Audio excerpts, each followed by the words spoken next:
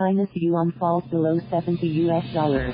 Beijing. China's yuan fell below the politically sensitive level of 7 to the US dollar on Monday, possibly adding to trade tension with Washington.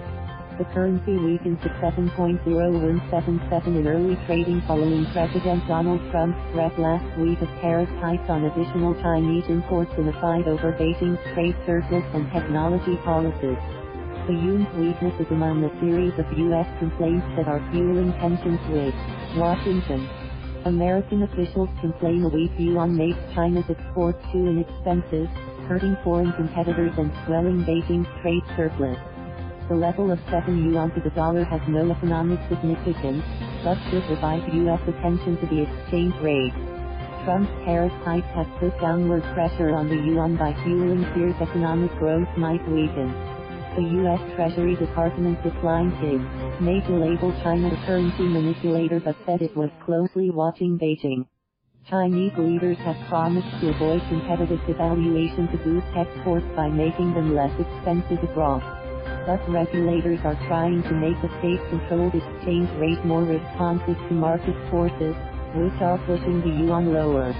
The yuan, also known as the renminbi, or people's money, has lost 4%, since hitting a high in February of 6.6862 to the dollar.